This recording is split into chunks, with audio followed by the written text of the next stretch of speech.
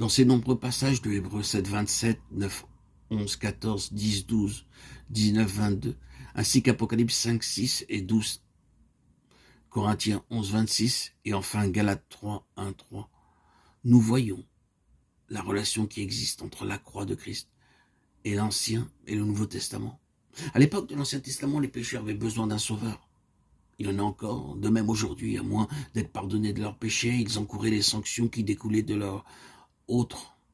Dieu ne pouvait être injuste et pardonner à une seule nation sur la simple base de la grâce.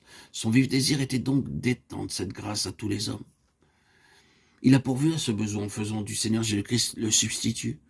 Il a fait justice en étant la justification des pécheurs. Cette voie de la substitution est illustrée dans l'Ancien Testament par tous les nombreux sacrifices. Tout pécheur qui apportait le bon sacrifice recevait en contrepartie la rémission de ses péchés. Cependant, la parole de Dieu déclare qu'il est impossible que le sang des taureaux et des boucs ôte les péchés. Hébreux 10, 14. C'est pourquoi, lorsque les temps furent accomplis, Dieu a envoyé son Fils dans le monde pour accomplir une rédemption éternelle, car c'est uniquement l'agneau de Dieu qui ôte le péché du monde. Jean 1, 29. Dieu lui-même s'est procuré l'agneau, et la mort était intervenue pour le rachat des transgressions commises sous la première alliance. Hébreux 9, 15. Cette alliance est parvenue à son terme en ouvrant la voie pour une meilleure alliance. C'est parce que Dieu avait en vue le sacrifice de l'agneau de Dieu qu'il a pu agréer tous les sacrifices antérieurs, qui par eux-mêmes ne pouvaient pas ôter les péchés. Christ, par son offrande, a satisfait toutes les exigences de justice de l'ancienne alliance, ayant porté un terme à celle-ci. Il est devenu le médiateur d'une nouvelle alliance. Hébreux 9, 15.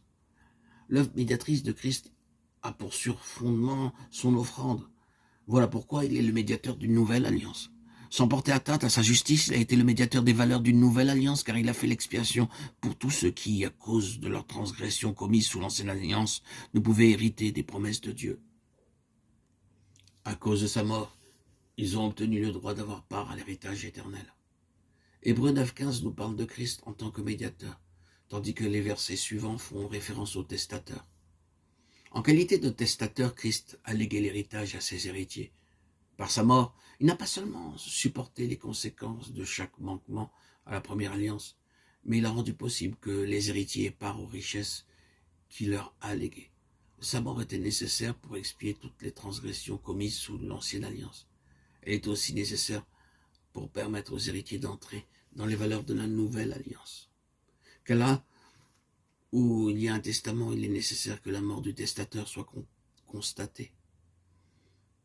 Un testament, en effet, n'est valable qu'en cas de mort, puisqu'il n'a aucune force tant que le testateur vit. Hébreux 9, 16, 17.